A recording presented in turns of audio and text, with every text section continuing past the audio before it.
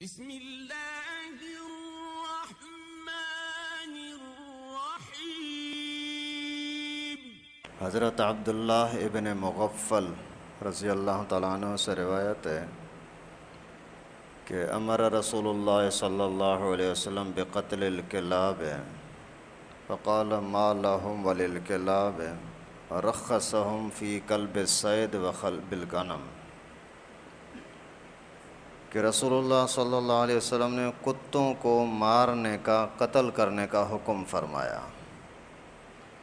کچھ وقت کے بعد پھر اجازت دے دی اور فرمایا کہ بس کتوں کو مروانے کا فائدہ نہیں ہے، آپ شکار کے لیے بھی کتا رکھ سکتے ہو اور جانوروں کی چوکی داری کے لیے بھی کتا رکھ سکتے ہو۔ پہلے چونکہ لوگوں کے دل میں کتوں کے ساتھ محبت ہی بہت زیادہ اور اس کو گندا یا پلید سمجھنے کے لیے تیار ہی نہیں تھے، تو جب قتل کرنے کا حکم آ گیا تو سب کے دلوں میں بہت زیادہ نفرت ہو گئی کہ اللہ کے نبی صلی اللہ علیہ وسلم رحمت للعالمین اتنے نرم دل، وہ جو ایک جانور کو قتل کرنے کا حکم دیتے ہیں تو یہ اس کے بہت ہی گندے ہونے کی نشانی ہے۔ پھر جب نفرتیں آ گئیں دلوں کے اندر تو مقصد پورا ہو گیا کہ ان کے دلوں سے محبت کو نکالنا تھا۔ پھر پیغمبر کریم نے فرمایا ابھی ضرورت کے لیے کتے آپ رکھ سکتے ہو۔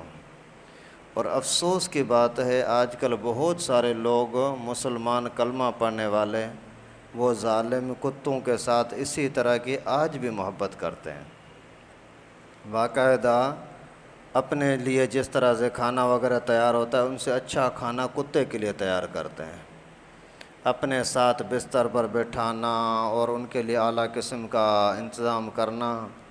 کبھی کبھار تو سننے میں آتا ہے کہ کتوں کے لیے الگ سے وی آئی پی لینڈ کروزر گاڑیاں ہوتی ہیں، اگر وہ مالک ایک گاڑی میں ہے تو اس ظالم کتے کے لیے کوئی دوسری گاڑی کی ہوتی ہے۔ اس طرح کی محبت کو ختم کرنے کے لیے اللہ تعالیٰ نے، اللہ کے نبی صلی اللہ علیہ وسلم نے اتنا سخت حکم فرمایا تھا کہ مار دو ان کو، یہ زندہ رہنے کے لائق ہی نہیں ہے۔ خیر پھر اجازت دی کہ ابھی کتوں کو آپ رکھ سکتے ہیں، دو مقصد کے لیے پیغمبر کریم نے فرمایا، ایک شکار کے لیے، دوسرا پھر اس کے لیے کہ چوکی داری کے لیے۔ صحابہ کرام نے کتوں کے ذریعے سے شکار کیا ہے۔ اس کا طریقہ یہ ہوتا ہے کہ کتوں کو پہلے باقاعدہ سکھایا جاتا ہے، جو تعلیم یافتہ کتا جس کو بولا جاتا ہے۔ اگر وہ تربیت یافتہ کتا ہے تو اس کا شکار حلال ہے، اگر تربیت یافتہ نہیں ہے تو اس کتے کا شکار حلال نہیں ہے۔ آپ کا کوئی پالتو کتا ہے، آپ نے دیکھا ہرن کو بھاگا جا رہا ہے، کتے کو اس کے پیچھے بھیجا اور اس نے جا کر کے اس کو مار دیا، اب یہ کھانا حلال نہیں ہے۔ لیکن وہ تربیت یافتہ ہے، اس کو باقاعدہ سکھاتے ہیں، کئی سال لگتے ہیں اس کو سکھانے کے اندر، اگر وہ سیکھ گیا تو پھر اسی کو اس کا شکار حلال ہوتا ہے۔ جا کر کے ہرن پر حملہ کیا، اس کو مار دیا، مکمل مر چکا، چھری چلانے کی نوبت ہی نہیں آئی، پھر بھی حلال ہے۔ لیکن اس کے لیے ضروری ہے کہ وہ تربیت یافتہ ہو۔ تربیت یافتہ کیسے پتہ لگے گا؟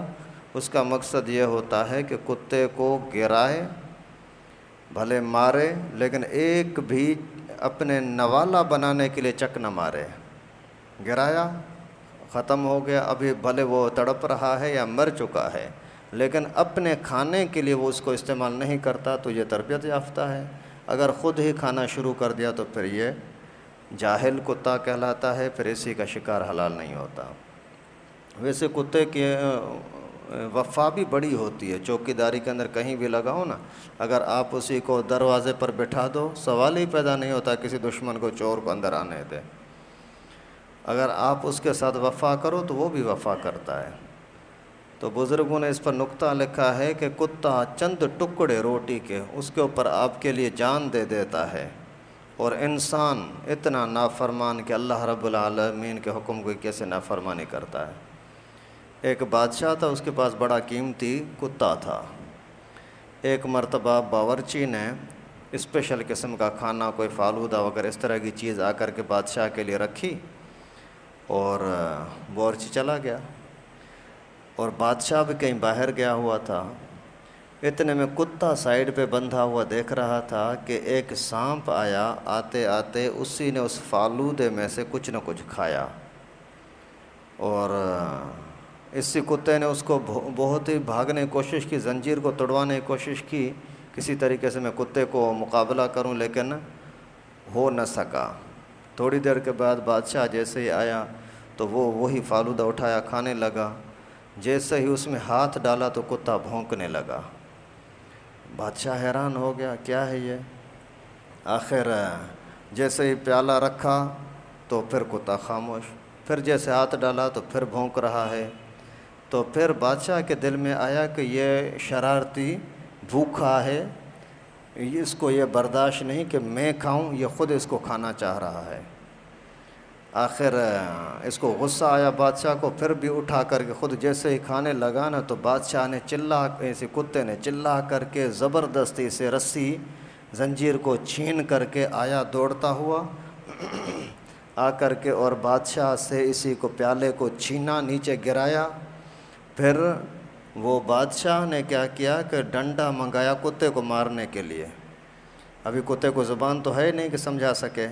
پھر اس بیچارے نے کیا کیا کہ اپنی جان دینے کے لیے، اس کے ساتھ وفاداری دکھانے کے لیے، اسی نے خود اسی میں سے 2-4 نوالے کھائے کتے نے، اور اسی ٹائم پر اسی سانپ کے زہر کی وجہ سے کتا تڑپ کر کے مر گیا۔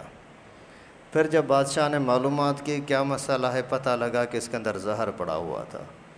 ابھی آپ اندازہ کریں کہ ایک جانور، غلیظ پلیت جانور کی انسان کے ساتھ کتنی وفا ہے۔ اپنی جان دے دی، میرا اعتماد بھی نہ ٹوٹے بادشاہ کی نظر میں، اور میرے مالک کو نقصان بھی نہ ہو۔ اور اللہ معاف فرمائے، انسان کا حال دیکھو۔ تو اس وجہ سے کتے کو پالنے کی اجازت ہے، ضرورت سے زیادہ محبت کرنے کی اجازت نہیں ہے۔ پلیت سمجھ کر کے اور اپنے استعمال کے اندر لے آؤ تو ٹھیک ہے، کوئی مسئلہ نہیں ہے۔ باقی اس کے جوٹے وغیرہ کے کیا مسائل ہیں وہ تو کچھ دن پہلے ہی حدیث مبارکہ کی تشریح میں آ گئے تھے۔ اللہ تعالیٰ سے دعا ہے کہ اللہ پاک ہم سب کو مسائل کو صحیح سمجھنے کی توفیق نصیب فرمائے۔ جو لوگ شوقیہ کتا رکھتے ہیں، لڑانے کے لیے رکھتے ہیں، یا ویسے ہی لوگوں کو دکھانے کے لیے، یہ بالکل حرام ہے۔ اس کے لیے خریدنا بھی حرام ہے، بیچنا بھی حرام ہے۔